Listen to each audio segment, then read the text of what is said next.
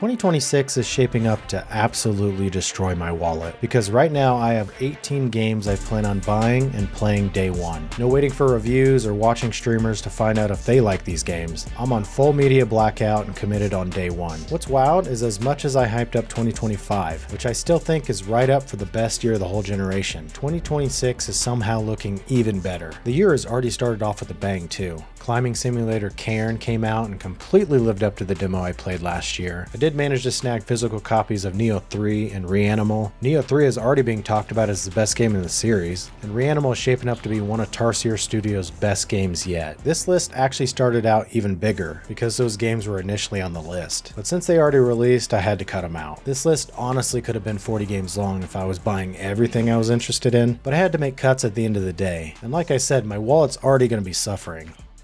So now we're down to 18 games. So with all that said, sit back, get excited, and let's talk about the 18 games that are about to drain my bank account in 2026. Olay mój.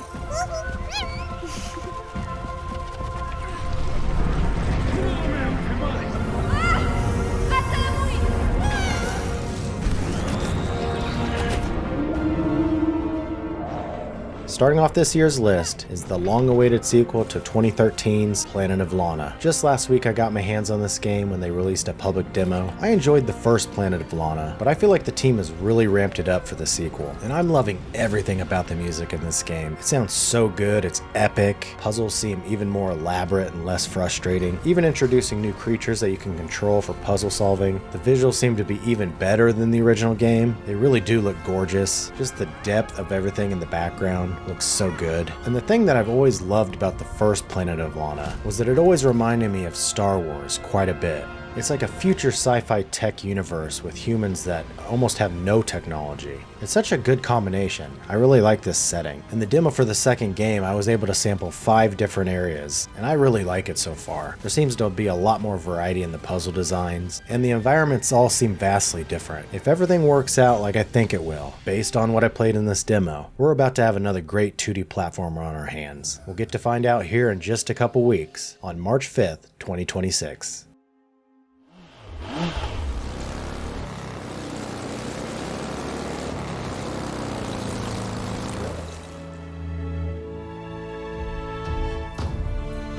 On October 24th, 1996, Lara Croft blessed our eyeballs with the most beautiful pixel graphics we had ever seen. And in 2026, on the 30th anniversary of the first Tomb Raider game, Lara's about to bless our eyeballs once again. And if everything goes to plan, we are scheduled to get a full reimagining of that original classic sometime in 2026. After the last reboot trilogy wrapped up 8 years ago, the series is now shifted to resetting the series once again. While the last 3 games were a lot more grounded, Legacy of Atlantis is pushing the game back towards a much more acrobatic Lora, and the much more fantasy elements such as fighting dinosaurs will be returning as well. I can't wait to grab my dual pistols and revisit this classic in a whole new light when it comes out sometime in 2026.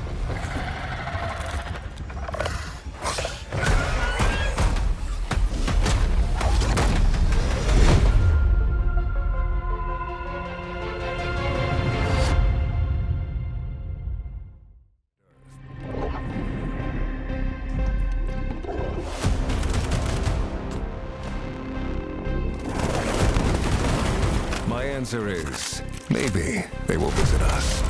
But time has not come yet for this.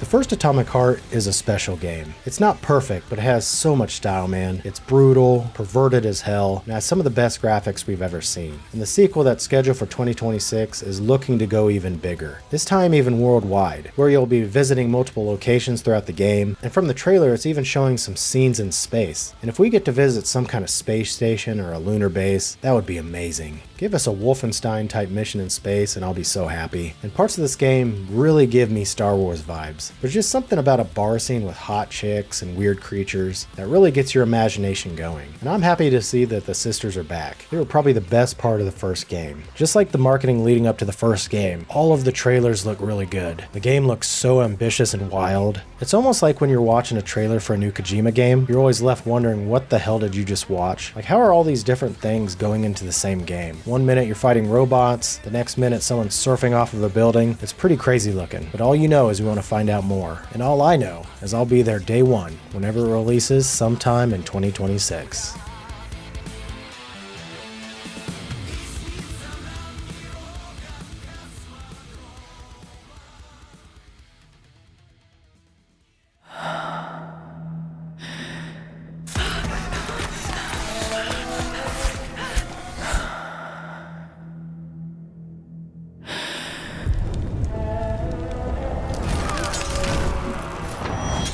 Out of all the games in this list, I might be the most conflicted about Resonance: A Plague Tale Legacy. After A Plague Tale Requiem blew me away and won my Game of the Year in 2022, I never would have imagined that they would follow up that masterpiece with a prequel that didn't even star Amicia or Hugo. This time we will be playing as Sophia, who wasn't even one of the best characters in that game. She wasn't bad, don't get me wrong, but I didn't like her as much as the other characters. I would have loved to see a game following Arno. He was probably my second favorite character in Plague Tale Requiem. Seeing his backstory would have been amazing. But with that said, and the reservations I have, I loved Requiem so much, I'm willing to give them a chance with this one. And if Olivia Deravere is back to compose the game will at least be covered music-wise. As far as the story, it's being set 15 years before the start of A Plague Tale Requiem. So Amicia being about 15 years old in that game, Resonance will take place either before or right around when Amicia was born. I don't know if we'll get to see her in the game at all. Maybe we'll get a labor scene with Amicia being born. Maybe we'll see her parents and her mother will be pregnant. That will be pretty damn cool, to be honest. The game will be a lot more focused on combat and puzzle solving this time around. No idea if the rats gameplay will make a return, but I really hope so. The rats are the defining feature of the first two games, and I honestly can't imagine a Plague Tale game without them. They are saying we'll be exploring and finding out more of the origins of the macula, which is the curse that caused the rat outbreak, so that does get me pretty excited. I did review the first two games, so I'm definitely going to be reviewing this one. I hope you guys return to see how I thought it turned out, which should be sometime later in 2026.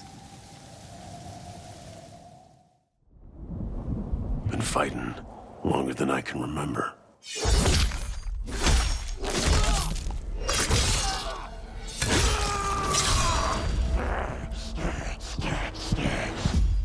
After 3 years of lurking in the shadows, Insomniac Games is finally back with another Marvel game. And this time, instead of playing as Spider-Man, we are assuming the role of Wolverine, which is looking to be extremely over-the-top and brutal. And instead of Hugh Jackman or Steve Blum voicing the character this time around, Wolverine will be voiced by Liam McIntyre, who also played JD in Gears of War 4 and 5, which I thought he did a great job at. And so far his voice in the trailers seemed pretty good.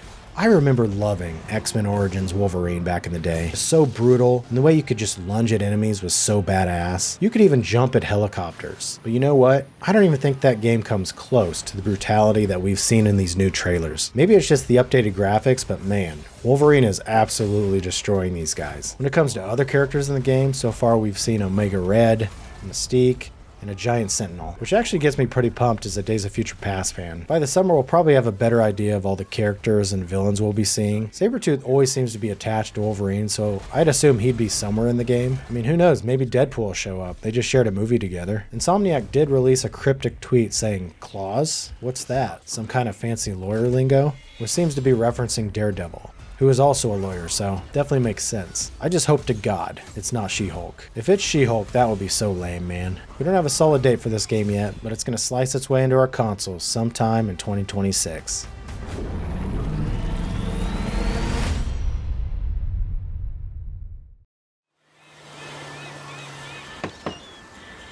What you doing up there? I'm just fixing some leaks. Seriously, dude, you got some time on your hands. I got some properties with paying tenants. Oh, that's why you came by?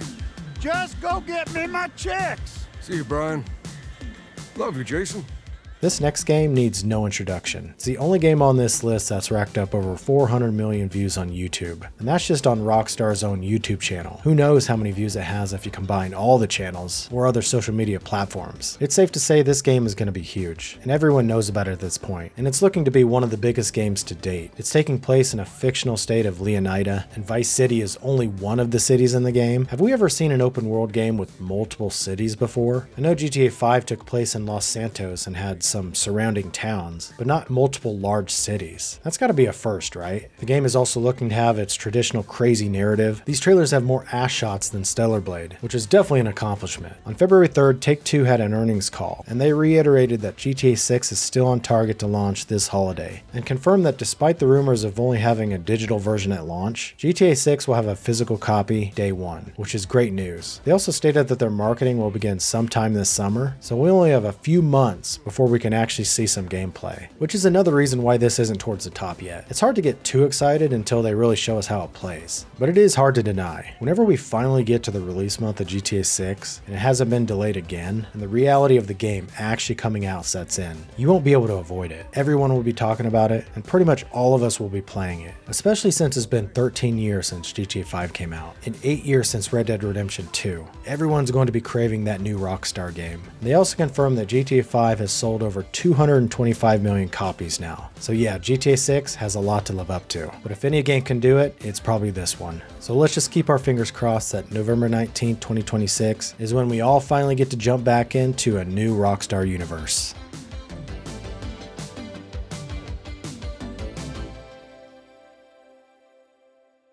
The continent of Pywell. A land soaked in blood by the battles of those who seek peace and those who seek to shatter it. Here begins the saga of the Grey Names.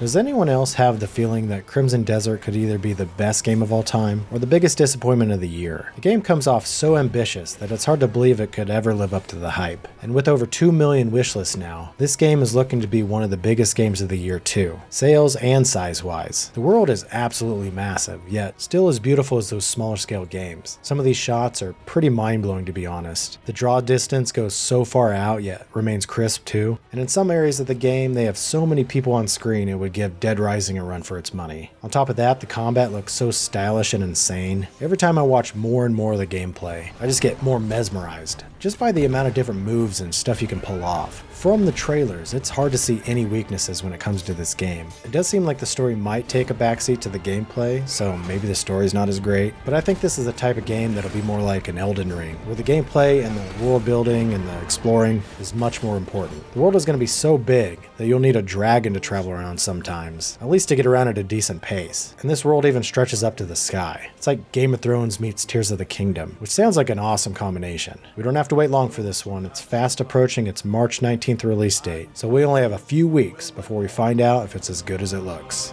This is our mission.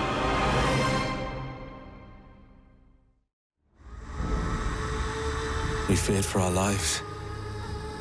We should have feared for our souls instead. The vampires didn't come to kill us. No, they came to rule.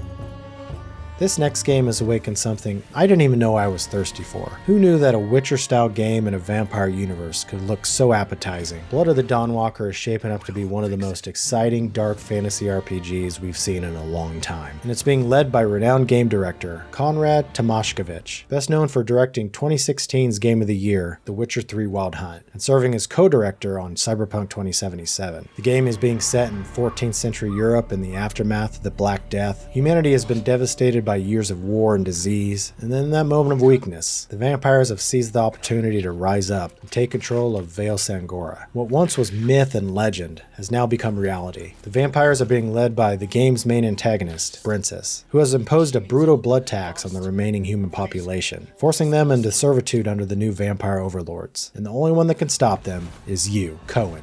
After the vampires attempt to turn you into one of their own, something goes wrong. Instead of becoming a full vampire, you emerge as a Dawnwalker, a half-human, half-vampire hybrid, and possibly humanity's last hope. Cohen possesses the strength of a vampire, but also retains the will and resolve of a human, caught between two worlds and forced to decide the fate of everyone else. The game has also been designed around a dynamic day and night cycle, and every mission you can approach in a different way. The team has talked a lot about a narrative sandbox, which allows you to craft your own campaign as you see fit. So if you want to do a mission during the day, you can do that. If you want to play more stealthy and do it at night, you can do that too. So I feel like the replayability is going to be great in this game. I cannot wait to sink my teeth into this one, guys, when it launches sometime in 2026.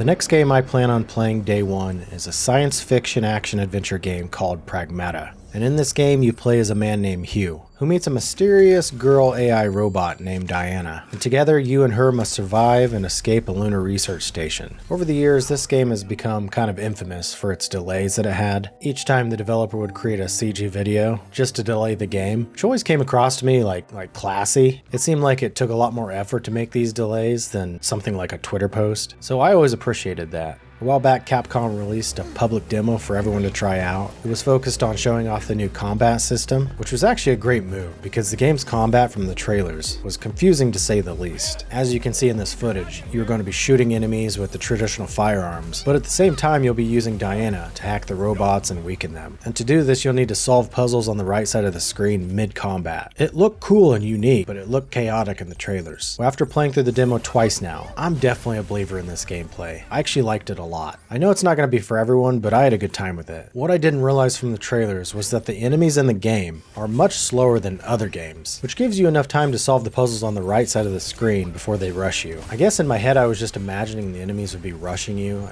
just as fast as other games, but you're also trying to solve puzzles at the same time. It just seemed impossible, but I think they found a good balance between the two. That said, even though I have enjoyed the combat, I am curious if it'll last through a whole campaign without becoming repetitive. I think it'll just depend on how much they add to the puzzle solving portion of it. Right now it's just you're drawing a line to the endpoint and that's it. As far as the rest of the game, like moving your character and platforming, it all feels super smooth, man. You can tell they took the time to polish this movement system. The game overall just feels high quality. You know that first time you played Last of Us or Destiny and the movement of the character is just so smooth? That's what this game felt like to me. The visuals are gorgeous, and I think all the characters are pretty likable so far. I think the thing I'm looking forward to the most is probably the storyline, where you meet this random AI girl and you become close to her. Will you become a father figure and stay together in the end? Or where exactly is this story going to go? I can't wait to find out. The game is set to release on all systems, including Switch 2, on April 24th, 2026.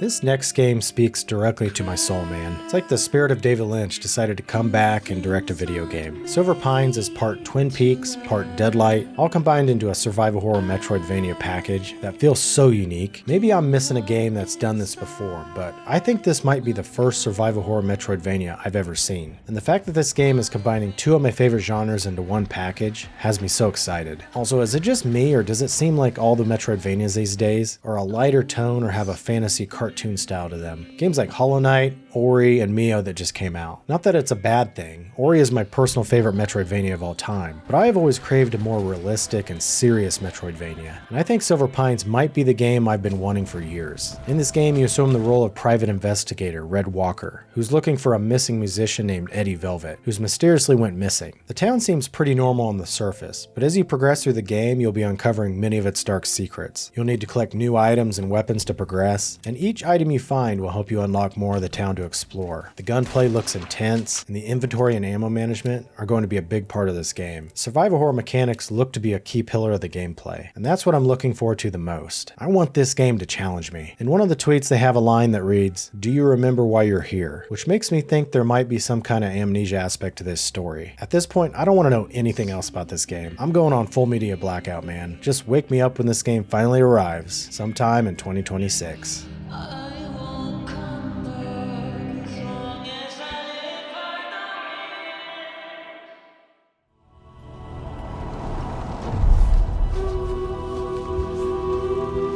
A spirit guide?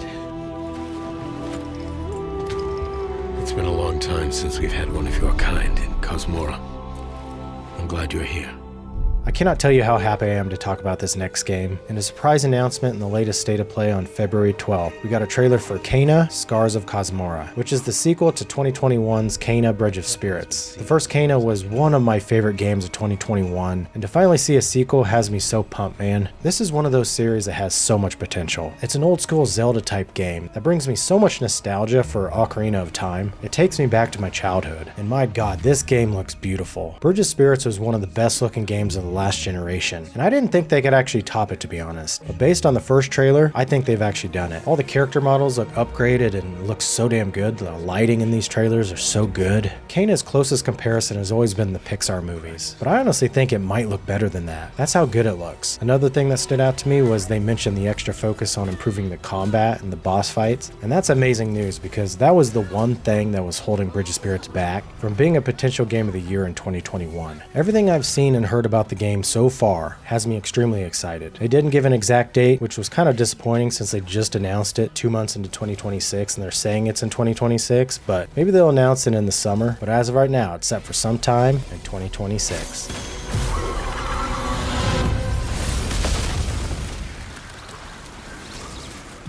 Unbound, may you depart in peace.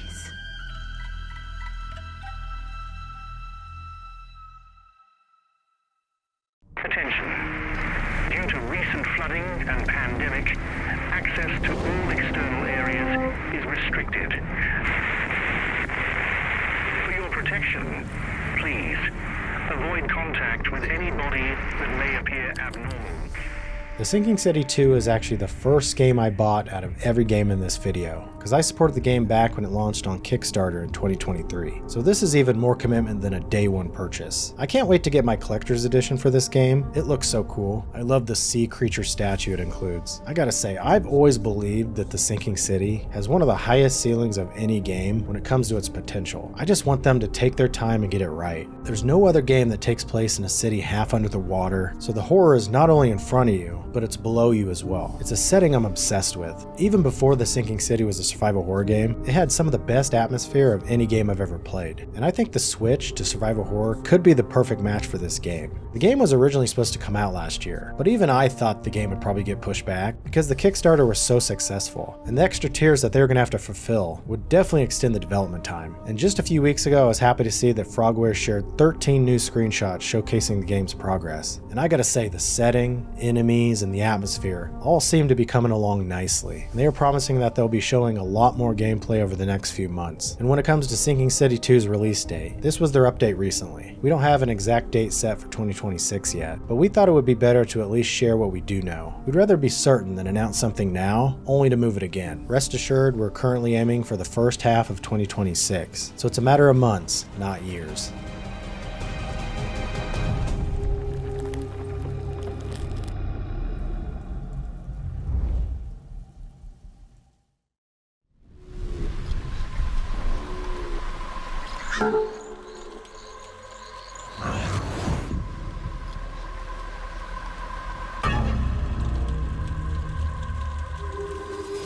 Now this next game is the sequel to one of my favorite games of all time, and probably my favorite indie game of all time, Darkwood 2. And if this game was being developed by its original team, Darkwood 2 would have probably taken my #1 spot. But Acid Wizard Studios has made the tough decision to pass off development of the sequel to Pathologic developer Ice Pick Lodge. And while I haven't played any Pathologic games, after researching the series, it appears they might be just as weird as the Acid Wizard team. Some of the images from the Pathologic games feel like they could fit perfectly in the Darkwood universe. So I'm absolutely willing to give them a chance. Luckily, the original team are going to be involved in an advisory role, so hopefully they can steer the Ice Pick team in the right direction. The biggest difference I can see so far in this sequel is they changed it to a 3D game now. It's still from a top-down perspective, but the characters and the environments will be in 3D assets, which definitely gives the game a slightly different feel and look. But I do think they've nailed the color palette and the tone of the original game. We don't have a release date on this yet, or even a year. They've only listed the game as coming soon, so it's quite possible this game doesn't make it out this year, but if it does, I'll be there day one.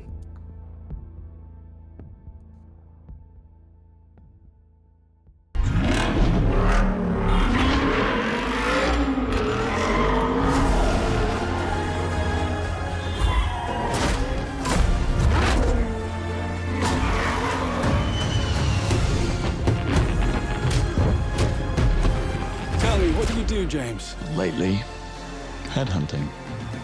Starting off our top 5 this year is the triumphant return of James Bond with 007 First Light. I gotta say, when I initially saw the trailers for this game, I was kind of disappointed in the appearance of James Bond. After decades of James Bond looking older, and then we were presented with this younger version, I don't know, it felt weird. But after watching all the trailers and the 30-minute gameplay presentation, I've kind of grown to like this new Bond. His voice acting seems pretty damn good, he's charming and cool, and I'm starting to get pretty excited about experiencing his origin story. And if you're like me, you've been gravely missing the Uncharted series, and just wanted the series to return or something to fill its void. And for us to get a new Tomb Raider game and this game in the same year, we're filling that void nicely now, man. Enough to make any action-adventure fan excited. Each mission is being designed to give players multiple ways to solve puzzles or investigate situations, hopefully giving this game a lot of replayability. If you want to go in guns blazing or just charm people, that option is going to be available. And I gotta say, the moment-to-moment shootouts and melee combat look so badass. They're really incentivizing you to keep moving instead of hiding behind cover. It really does remind me of the Bourne Conspiracy game.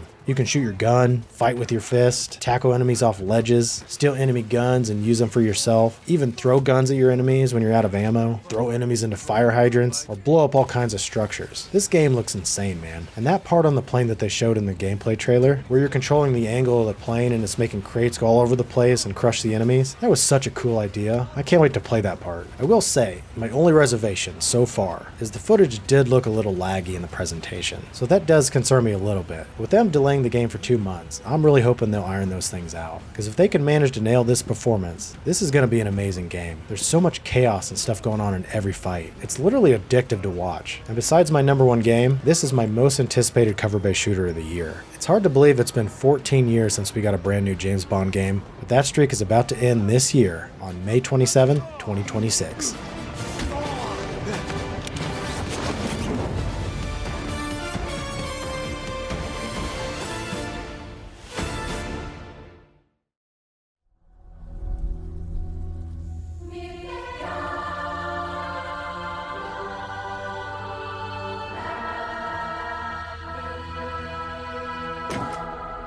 Must have had good reasons.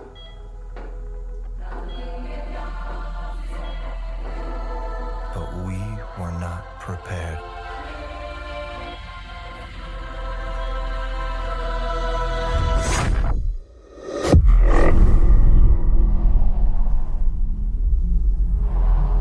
For what would follow.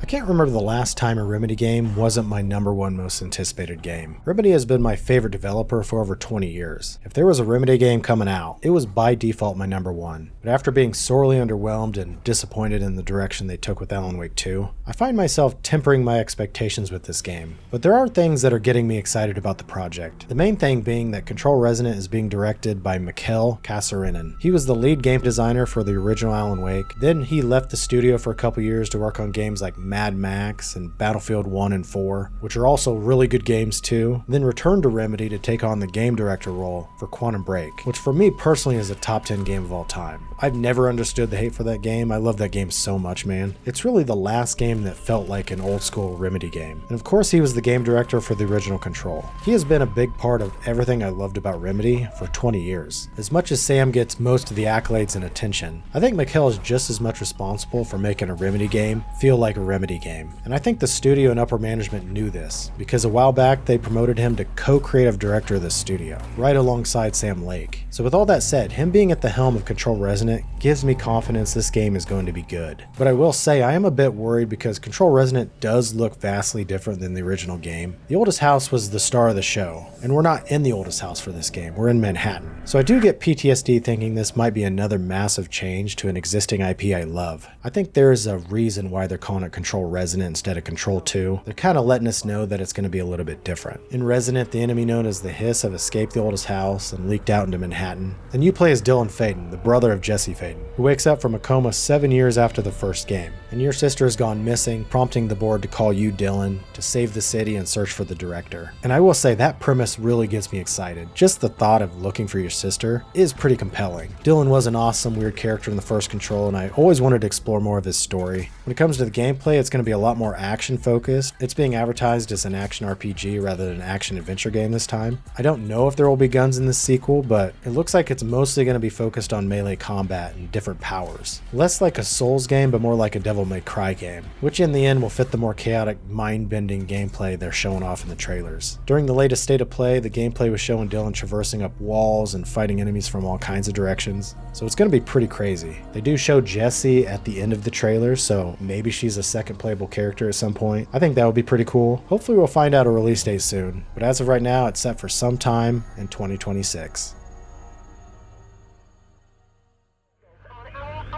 Phoenix Corporation representatives assure the walls were built for our own safety. Stop within this cage. This honestly might be the most hyped I've been for an indie game in quite some time. Ever since they released that first trailer back in E3 2021, which was the last E3 we ever got, by the way, I've never stopped thinking about this game. It might have the most badass graphics I've ever seen. It's a combination of pixel assets built into a 3D environment with real-time lighting and particle systems. Just the combination of all the art and assets in the game is so mind-blowing. I've been talking about Replace for over 5 years now. It showed up in 3 of my most anticipated games videos, and I even ranked it as my #1 indie game back in E3 2021. But after a while, I honestly started to wonder if this game was ever going to come out. I even eliminated it from my official list last year because I felt stupid hyping it up for the 3rd year in a row without a release date. But then a miracle happened, and right at the end of December 2025, we finally got a release date trailer. It was scheduled to come out on March 12th, 2026. But then February 18th hit, and we were just 3 weeks out from the game releasing, and we got another message from the developer, and they were delaying the game one more time to April 14th.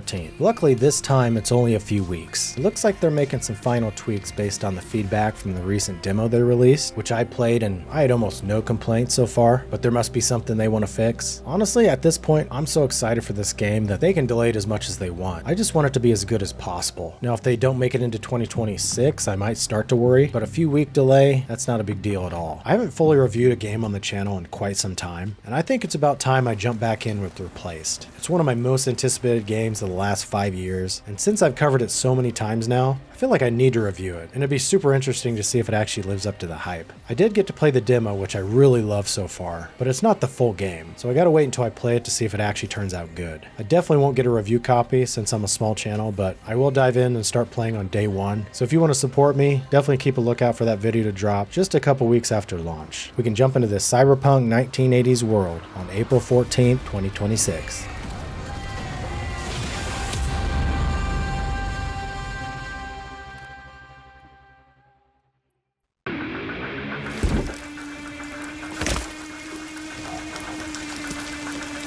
You there, Leon? Yeah.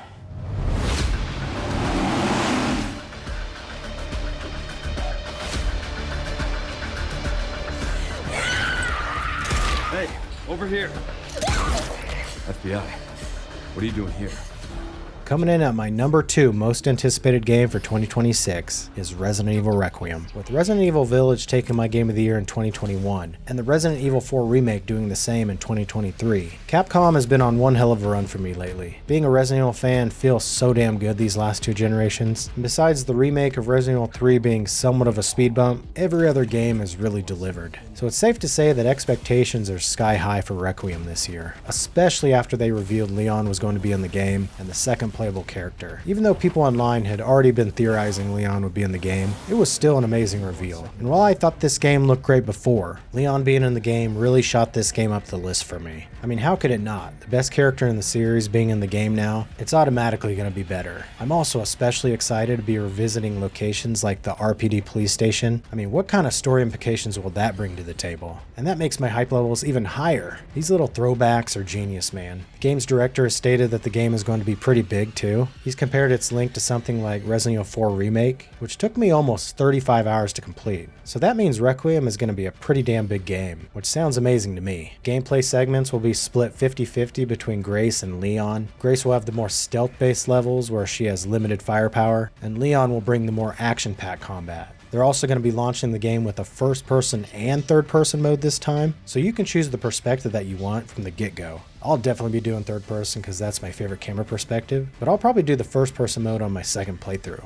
But if you end up not liking one, you can always flip it in the menus, which is awesome. And if it wasn't for my number one game, this would have been my most anticipated game this year. And out of all the games in this video, Requiem is the first game that we get to play. It's releasing in just a few days on February 27th, 2026.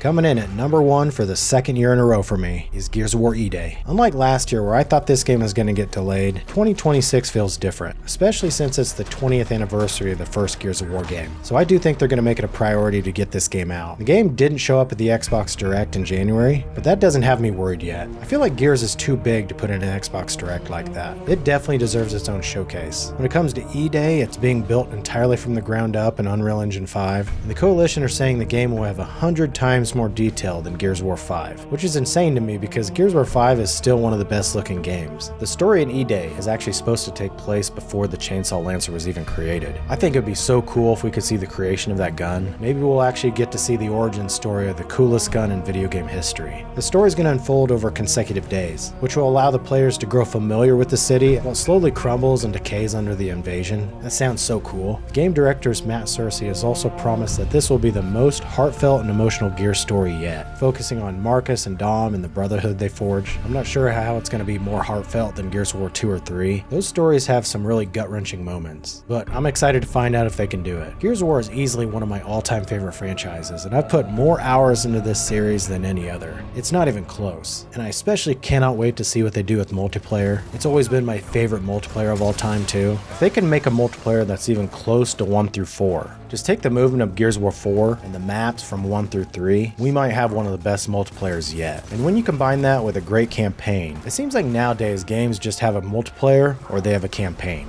They don't have both. And this game is about to change that. And unless there's another delay, which I pray there won't be, Gears of War E-Day is my number one most anticipated game of 2026. There are a lot of changes coming Xbox's way, especially with Phil Spencer and Sarah Bond leaving the company. So with new leadership, who knows what's going to happen? I think any change is better than nothing though, because Xbox was becoming more and more irrelevant by the day. Guess we'll just see what this Asha Sharma does. Some people think she'll enforce more AI onto the gaming division. Others are calling for her to make games exclusive again. I just want the old Xbox back, man. Competition between PlayStation and Xbox is just non-existent right now. Hell, all she has to do for me is revive the Evil Within series. Then she'll instantly be the greatest CEO of all time. But anyways, thanks again for sticking around to the end, and thanks again for watching, and until next time, stay in the light, my friends. Later.